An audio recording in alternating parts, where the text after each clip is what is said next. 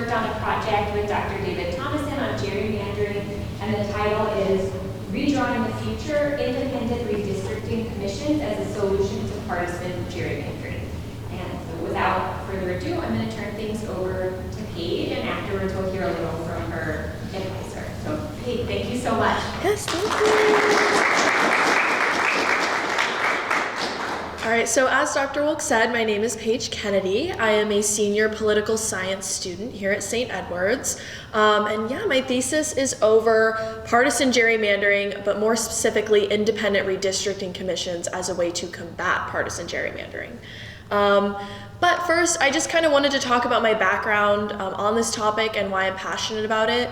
I think now more than ever, many Americans are thinking about elections, and we're thinking about our role in elections, and something that we may not consider that can impact those outcomes is gerrymandering. It may come from a lack of education about it, or just a lack of motivation for some Americans. We all have busy lives, we have jobs, children, families to take care of, but this is something really important when it comes to having our voices heard and potentially changing the outcomes of several elections that better represent voter needs. So, today, as an overview, we're first going to define what gerrymandering is. We're going to look at some maps and have some visual representation because it can get a bit complicated. We're then going to talk about the impacts of gerrymandering and what that means for you as a voter.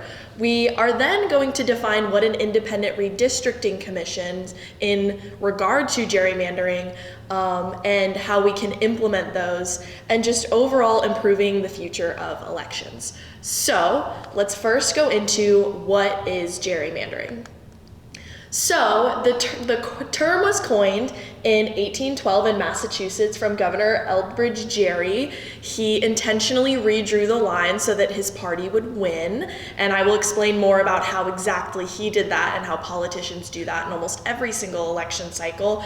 But they coined the term Gerry, and he did it in such a way that the papers thought looked like a salamander, so it turned into gerrymandering. So a bit of a funny story of how that happened. But essentially what that means is it's intentionally redrawing district lines to benefit or harm a particular political party or community group. And overall that just contributes to more political polarization. It can decrease election competition and overall just suppress votes from the opposite party. So this is how it's done.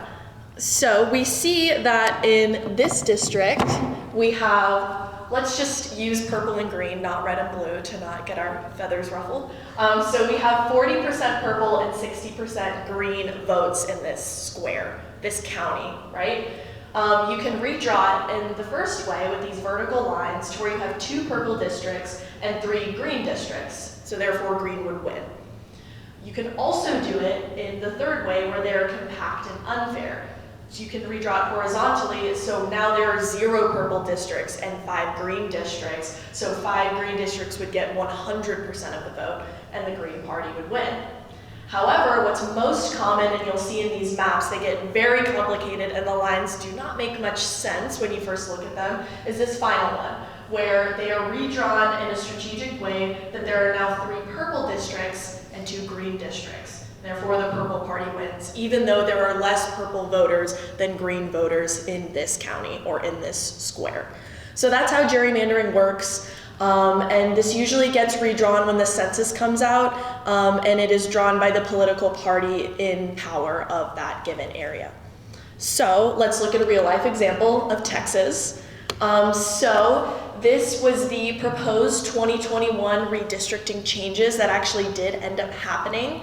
So we see on the left side that this is what the current map before 2021 looked like, and then on the right side what the red party proposed and what did end up happening. So we see, if you look at this top area right here, you'll see that we have about 11 far right districts, but on the right side you now have 22 far right districts. And so when that comes to deciding who wins, you now have 22 as opposed to 11. And on this side, you see that there are 8 blue parties on the current map, and although there are 12 compared with the 22, they will lose. Now, this is just an example, and this did cause a lot of issues. There were a lot of court cases. This was even brought to the Supreme Court because this was found or alleged that it did suppress marginalized racial groups in Texas. However, the Supreme Court allowed this to go through and said that that was simply a political question that they did not feel that they could act on. And in my written portion, I go more into these court cases. So, I talked a little bit just now about the impacts of partisan gerrymandering, but let's get more into it. So there are 5 main things that happen when you redraw maps this way. The first, of course, is that you get modified election outcomes. When you redraw the maps in such a way that one party has a clear advantage, they are much more likely to win. And so that then causes to an inaccurate representation of voter demographics. So you'll see states that were maybe blue are now counted as way more blue, or states that are red are now counted as way more red, when in reality they are much more moderate. So that can kind of cause an inaccurate representation. We can also see that this now suppresses voter needs. So the political party in charge, because they're more likely to get reelected again and again and again, the party that did not win. So let's just say that the Democratic Party won the election because they redrew the maps in such a way that they would win, that the counties immediately counted towards their vote, and they keep getting reelected because the maps are rigged. The Republican Party and those counties would therefore not be able to get their policies pushed through. They would not want to see what they want, and vice versa with Republican states and the Democratic Party. So, and what's most interesting is that this decreases election competition. In the research that I conducted, I found that in states with harsh gerrymandering, where like in Texas, they've been brought to court many times, the margin for victory is much larger, which is not a good thing. You have these landslide elections where one party wins by so much more than the other party, whereas if we implement IRCs, which I will get more into, that margin is decreased. So there's more competitiveness. You have politicians that feel like they have more of a chance of winning, so they're going to try harder and they're going to actually reach out to voters more than in a state where it's 80-20 and the party that's in the 20% just knows that there is a very, very probable chance that they will not win. So we want competitiveness in our elections. We want politicians to try as hard as they can. That's their job. We want them to be able to do their job correctly because we will then see our needs being met. And then 5, there are increased barriers for racially marginalized communities. I'm going to go more into that in later slides, but there are many states that have been found to break up communities of color that would vote one way and putting them into a different party, kind of like we saw. Let's just say that a community of color is that green party, and now they've redrawn it in such a way that even though there are more green voters, the purple district is going to win because that political party does not want to hear those votes for those certain racial communities, which is very, very bad. And I would hope everyone would think that too. It is very bad. So let's just put some visual representation. So this is from the Center for American Progress. So in these 4 states, the party that won less than half of the votes won more than half of the seats. So this is in state legislators in the 2018 elections. So you can see that in these 4 states, the popular vote is much different than the amount of seats that they got, and it is because the maps are drawn in such a way that they have an advantage. So let's just take Pennsylvania, for example. The Republican Party had 48% of the popular vote, and the Democratic Party had 52%, which you would think that from that state you would now have more Democratic representatives. No, there are now 54% Republican seats compared to 45 Democratic seats, and it's because of gerrymandering. What's even more is that you can see on the far right, 48% for the popular vote now has 62% of seats.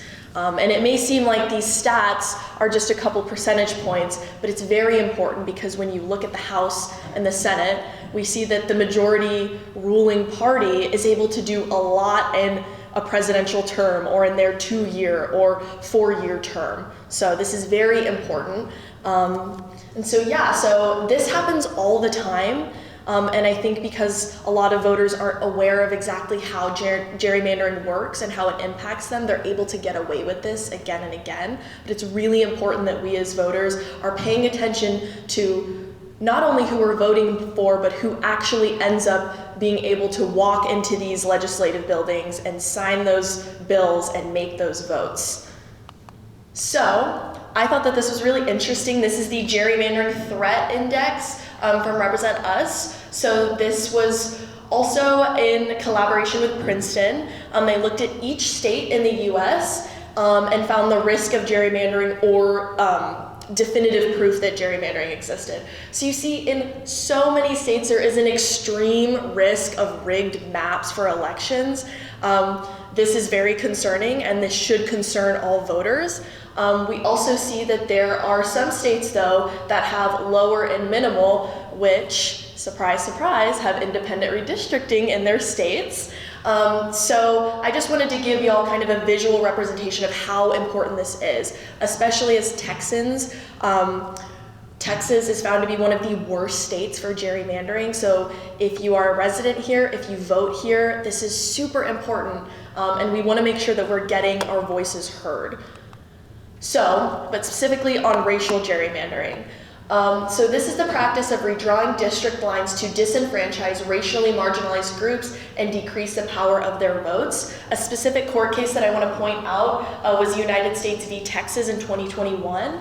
The map I showed at the beginning of this presentation with the proposed GOP map having way more Republican seats was also found to be in violation of the 1965 Voting Rights Act, which was put in place post-civil rights, which gave communities of color, specifically Black voters, more control over their vote and more control over their own rights. So this was found to be by lower courts in direct violation of that. It was found to be drawn in such a way that significantly suppressed their votes. However, it did get up to the Supreme Court, and the Supreme Court decided not to hear the case. So these maps did get passed, and that is the current maps that we are voting under in Texas. And Texas is not the only state that is a culprit of this. There are plenty others, but I did just want to focus on Texas because we are all going to college in Texas or working in Texas, and most of us voting in Texas. So, now that we have learned about all of the bad parts of partisan gerrymandering, there is a solution and there is hope. And that, through my research, I have concluded is independent redistricting commissions. So, what is an IRC? We'll call them IRCs for short, because it can get to be a bit of a tongue twister if I got up here and said Independent Redistricting Commission every time. So an IRC is a nonpartisan body separate from legislative or political bodies that draw district lines. So, although some IRCs may have help from political bodies, they are not affiliated directly with the legislator, they are not directly affiliated with the political party, and they are in charge of redrawing the maps instead of the politicians in charge. So, just some frequently asked questions about IRCs, and to get us a bit more information on them.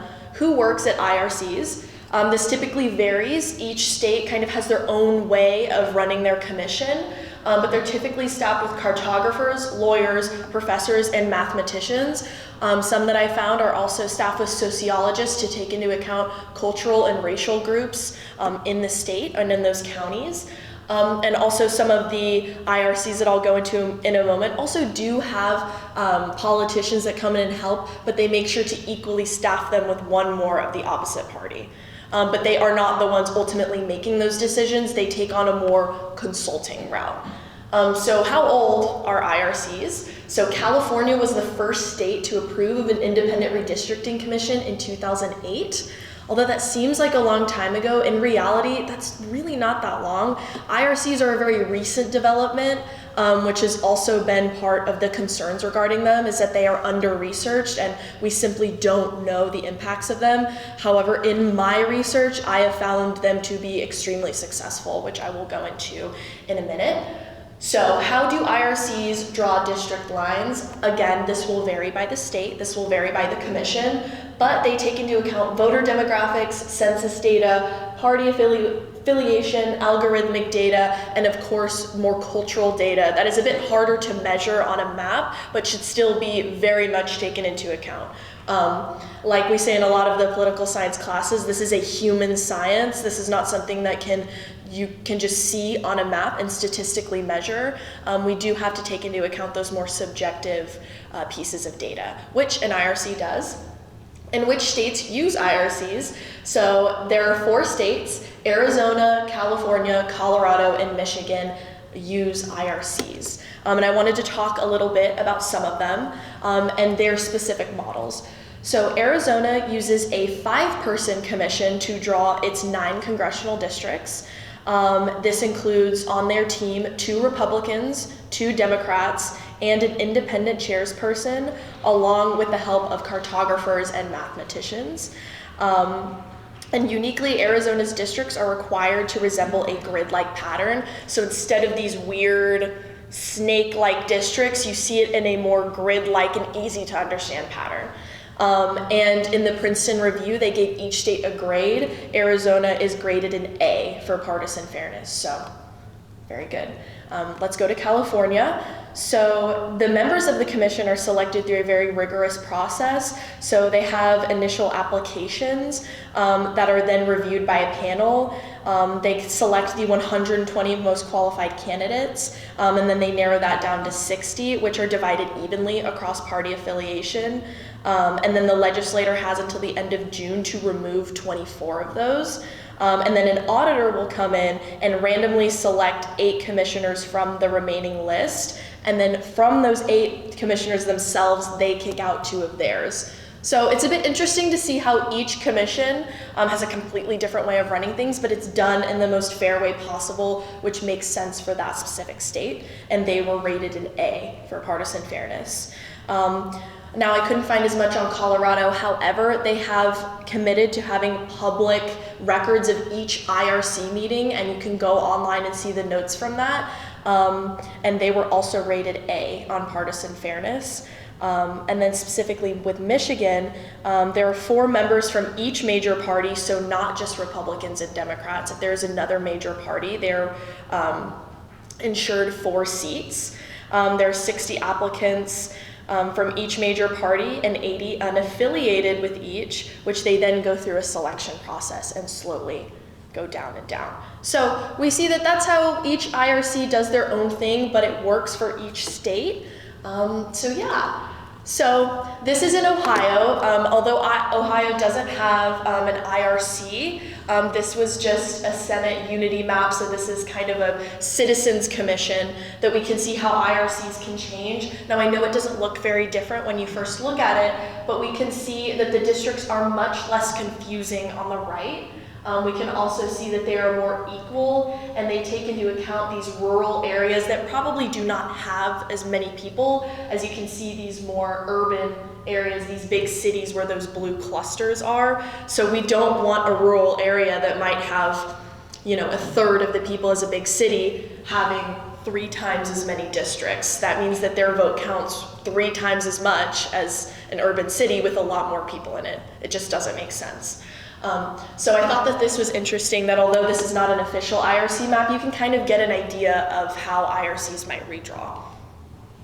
So, implementing IRCs. It is actually generally supported by voters of all parties. So 2013 polling data suggests that 64% of people believe that redrawing districts is used to disempower voters, and even more important, 71% think that those who benefit from redrawing districts should not have a say in the process, aka politicians and those in power. I thought that this was also interesting. We see Democrats, Republicans, and independents showing that they either support or oppose IRCs, and the majority of them either somewhat or strongly support IRCs. I was looking into why more states did not have those implemented, and it is simply because most IRCs get on ballot initiatives, meaning people have petitions and they try and get them on the vote, and a lot of states do not allow ballot initiatives. It is simply politicians deciding what gets on there. So I do think it is more of politicians in power that do not want this power taken away from them. So that's interesting to note. And there are marked benefits of IRCs. They reduce partisan voting behavior. As we can see with the IRCs I mentioned, they have been rated A in fairness.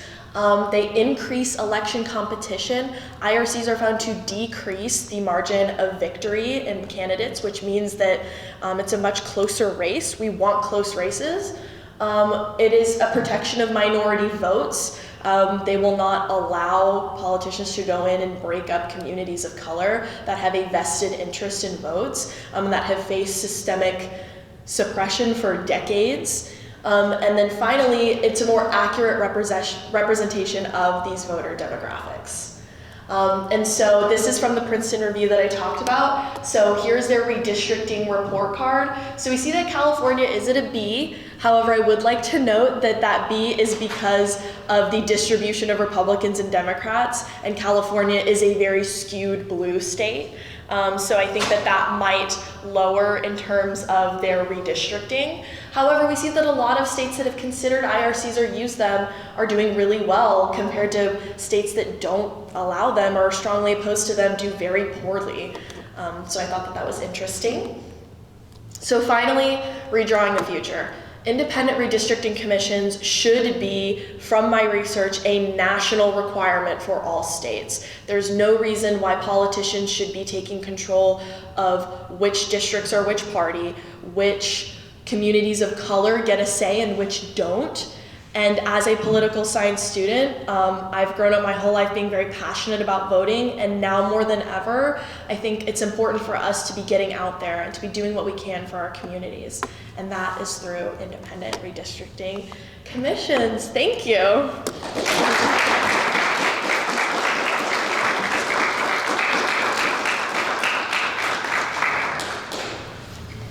Very good job. That was so great. I think we have time for one or two questions for Paige before I invite her advisor up. Does anyone have a question? Liza? How do you hope to continue this research, or where do you hope it goes from here? So actually, I am part of Pi Sigma Alpha, the Political Science Honors Society, and I plan on expanding this research and hopefully presenting it in Washington, D.C. next semester. I plan to look more into specifically maybe creating a model of an ideal IRC. I think that having such a subjective model, each state doing something completely different, might not create a sense of unity, so potentially developing my own model for an IRC. Cool. Very well done.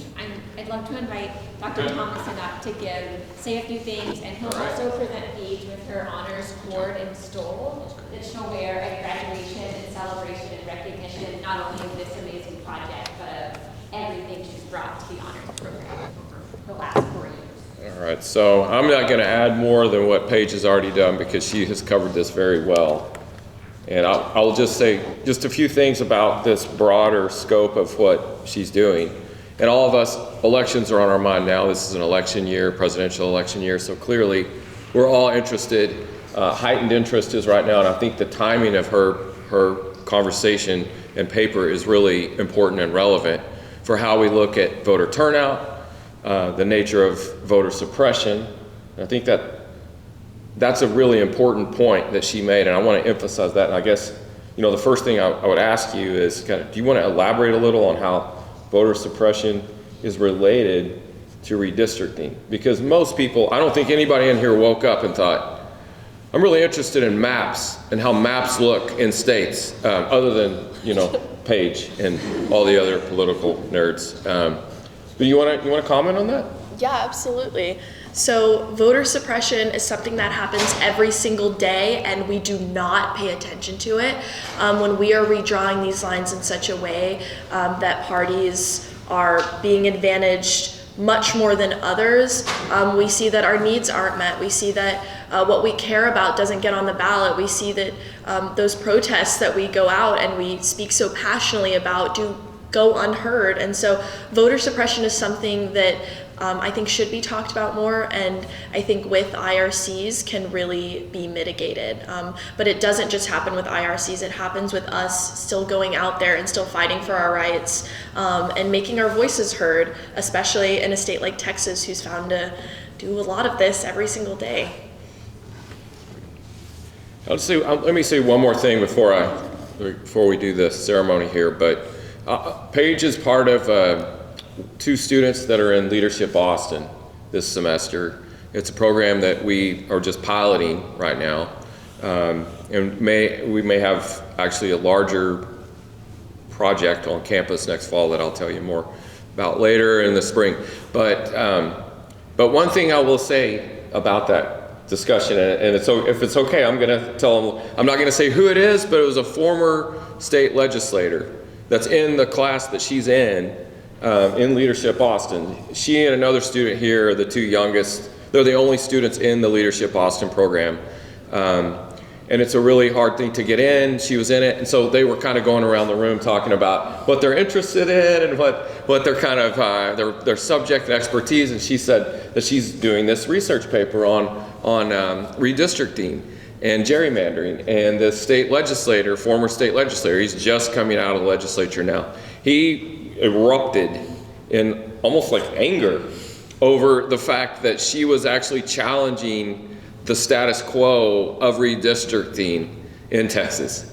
So to me, keep doing it because that's exactly the kind of stuff we need to be thinking about and challenging the status quo and thinking about who benefits from these maps. And clearly he was concerned about her research. So that tells me she's doing a great job.